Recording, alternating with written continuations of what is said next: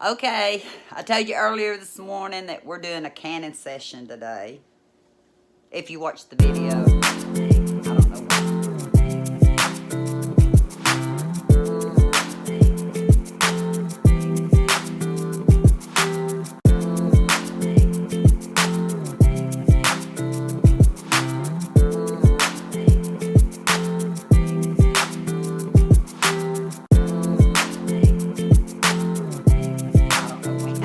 But anyway, special guests will appear sooner or later. But I thought I'd bring you down and show you what we're going to can. Yeah, different glasses on because you know the ones I had on this morning, I couldn't find them. I took them off at the table, couldn't find them. Rewatched the video, seen where I laid them. See where my glasses are in the chair. I looked all over the table. I spent 30 minutes. The video told me they were in the chair. That's why I tell you I do video. Now that I got the glasses on, I lost. We got 4.08 pounds of Angus beef ground chuck, 4.62 pounds, 4.36 pounds, so that's 12. We'll say 13 pounds, a little over 13 pounds of ground chuck. And you're going to fry it up. My special guest, my brother, my baby. He's going to say, I don't want to be in your videos no more.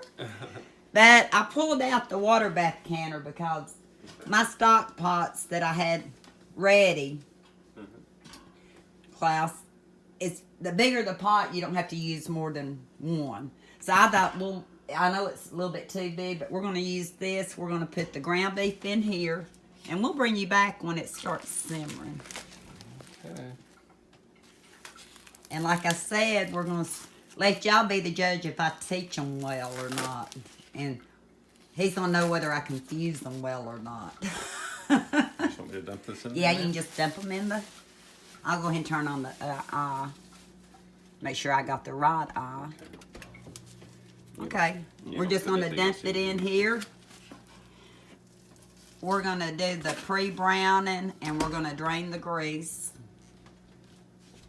And we'll be able to tell you in almost 13, well, a little over 13 pounds of ground chuck how many pints he'll get. And I decided to go ahead and pull out the one I showed in my chit chat so I can have it ready, because I believe we're going to have room in the can. I'll see how I can do with the lights today, but I'm a talk to... I'll introduce you at some point. We're going to talk about what we're going to do, what we're using today. While the ground beef is browning, we might as well use that time to show you some items. So we're just going to bring you down right here, because you haven't ever canned before, have you? Nope. But you're planning on doing some, aren't you? Yep. I always wanted to learn. So I'm most familiar and can remember the most about my press stove. It's a 23 quart canner. I know we are going to be doing double layer. Anytime you do a double layer, you have to use racks. My canner just came with one rack, and to be honest, I don't remember which one of them they were. And I had an extra rack here, so last time we canned, we used these two racks right here. But if you don't have these, I had this rack in another type of pressure cooker. You could also use this in the bottom of the canner to start with. You never want your jars sitting in the bottom of the canner without a rack, because it will crack them. Okay. And today, since we're doing hot meat, we need hot jars and hot water. So we will be putting 3 quarts of water in the canner. I'll do the first rack and 3 quarts of hot water, so when we get ready to process it, the water will be hot, the jars are hot, and the lids and rims are hot, because the meat will be hot.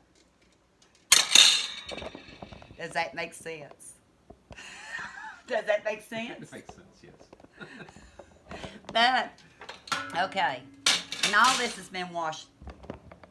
All this has been washed today. Plus, you need your little weight. And our elevation, the best I can assume, and I talked to some people over the weekend too, 10 pounds of weight for our elevation. We'll have to check your elevation in Florida. Because he lives in he lives in a different state. We'll have to check his elevation because he might have to use a different pressure. You might have to use 15 pounds. Okay. Which mine came with a 5 and 10 pound. 5 and 15 pound weight. Didn't look for it today because I know that I'm using a 10 pound weight. And here's the lid. The weight goes on here. And when we're doing it, I'll tell you when to put the weight on because you don't put it on right away. We'll explain all that as we go through. This is the pressure release valve. And when that pressure release valve is up, that means the pressure is full of pressure. You don't ever open it until this goes completely down, or you'll probably blow your face off. He's going. True story, though, it might. I think I'm done. Oh, he thinks he's done. No, he's not done. And I've already washed this, but I am going to put a little bit of oil on it because I've not used it in over a year. You might want to stir your meat up, honey. He's doing his meat over here, but you put the gasket in the lid. We'll do that. So, and I got the jars in the dishwasher. So, and we are going to drain the ground beef. We're not using broth in this one. We're just going to use a half a teaspoon of salt. We'll talk more about that. Once we put the ground beef in, a half a teaspoon of salt before we close it up. But we are going to drain it, so I've got my strainer ready, and I've got a bowl to strain it in. We'll not rinse it, and I'll tell you why. You could rinse it and get all the fat off, but most of the time, say you want to make a gravy out of it or something, you might want a little bit of that fat. Most of the time, you're using it in meals that you're going to kind of be heating it up anyway. So if there's any extra grease, I found out, you can actually take it off then. So I mainly just strain it real good. And you've actually tried my ground beef, right, Yeah, Klaus? it's really good. And he said it was very good. That's why he wanted to do it. So this is an important for us. And one thing else is white vinegar. White vinegar and paper towels. Because when you get the ground beef in, you want to wash the rim of the jar off to make sure there's no grease, nothing that can keep it from sealing. So I laid these out. What else? I forgot to bring the salt over here, I think. But I'll bring it and you'll see it. I was debating on whether to use this or not because it more talking like for cucumbers and pickles and stuff. But the main thing is do not use salt that has iodine in it. Never use it because they say it'll turn some things brown. I don't know what else it might do. Just make sure it's not iodized. Plain salt of any kind. We've actually used pink Himalayan before too. But I think we're going to use this. While the meat's frying up, I was showing that I'm oiling this gasket a little bit. Should I've done it, and it's really flexible. But I thought a little bit of oil, they say, keeps it pliable and not cracking. And we've not used my pressure cooker that much, so I believe it's going to be fine. Okay, we have strained the ground beef, and we're going to see if it's 80-20 or not, because Klaus asked me. But even after straining it, and it's sitting here in the colander, you see how much more liquid we got out. And that's not even all the ground beef, is it? No. So he's fixing to fill the jars up, so we're going to, I tell him we're going to pack them down good, and we're going to leave 1 inch headspace, Klaus, so right here. Fill it up to here. Okay. And I've got a wooden spoon we can pack it down with. Okay, cool. And I couldn't find my proper, what you would call proper scooper thing, so I just got one from the Dollar Tree out, and that's going to work just fine. So I need to pack it down now? Yeah, you can pack it down. Or use, I don't think that'll fit in it. I've got Yeah, I the, think it's going to. Yeah. here, you can use this right here. Okay, thank you. And I would pack it down through this. And the only reason is because you might have to add more ground beef. Okay. You don't want all that grease in your jar, around your jar. We're going to be cleaning it, yeah, like that. And just keep packing it. Adeline was 3 or 4 when we did it, and she'd say, "Is this enough?" You just want to make sure you pack it down good, so you have a good amount of ground beef in there, because it's Okay. only going to hold about a pound. You know, I think that's it, right? With the a little bit a more. little bit more. Mhm. Okay. I'll get used to it. Get better. It's best not to use anything but plastic or wood, just for the fact you don't want to crack your jar. Omi says she used to use knives This and is- everything else. We'll go this that is route for silicone. now. This is silicone, I think. Yeah. Anything that will not scratch your jar up. Oh. That looks pretty good. Okay. So Move we're to going the to keep next one. filling up the jars, and we'll bring you back for the next step. We'll watch them one more time get started. Is that scooper doing pretty good? It is. Yeah. Because we still have more ground beef to strain. It's just, for this 80-20, it sure had a lot of fat in it, I thought, to be ground chuck. But we're going to let you know exactly how many jars he's going to get out of, say, a little over 13 pounds of ground beef. So we'll bring you back for the next step. We've got 9 jars filled up. And we're going to add a half a teaspoon of salt on top of each one. Or he is. It don't have to be spread. Add that and just drop drop it it? in there. Just Oh, okay. drop it in there. All right. Drop it in. As Omi would say, just slop it in there.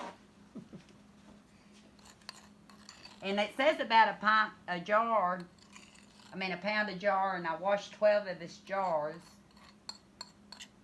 And we're thinking we're still, even though we're packing it pretty tight, aren't we? I Yeah. think we may still have some meat left over. So what's the point of the salt? Just Flavor. just flavor. You don't, Okay. is that your phone? Yeah. Okay. We'll be Get right these back. jars out of the way so we can kind of clean up for more that he's got to fill. But he's going to take, we're going to take a paper towel. I'm not bringing you up since I'm leaving you down here to look. Paper towel and some vinegar. I'm going to put that in a little bit of bowl. You can add a little water to it. We're just going to do straight vinegar today. He's going to dip it and wipe the rims. You'll wipe the rims and around it. Just make sure there's no grease on it. I'll move Okay. that out of your way. You can sit down right here. Okay. And that's what we're doing. I'll let him show you one or two. Uh-huh. And just wipe around the rim. outside? Y'all Just- outside. Just not the inside. And then do the top. Okay. Yeah, because if you do the inside, you're probably going to touch grease. And this is just to get all the grease off. Uh-huh. And he's going to do all the jars the same way. So now and he's we'll got be back. all the rims cleaned. And what he's going to do, Klaus, you can use a magnetic. And you sit it on there like that. Mhm. Make sure it's just... And you take a rim. I'll show him the first one. And then you take a rim. Put it on, but you just do finger tight. You don't tighten it real Don't tight. tighten it. It's mainly just to hold it down. Oh. And I've already got the water in the pressure cooker warm, so then you just set it down in here on the rack. Just like that. Okay. So we're going to do all these jars, plus he's got some more to process, and we'll bring you back when we get ready to can. I'm just bringing you back because I'm teaching them things. That's Okay, all you do. that's it? And then we'll put them in the jar. Feels weird only tighten them that much. Because you'll be taking them off after they cool down. Oh. Okay. That's Yeah, you're doing finger tight. That's good. We still got some more to go, but we're unlimited on space in my kitchen, and both of us in here, we're trying to do it the right way for y'all. And I want him to learn, so I'm not keeping the camera on the whole time.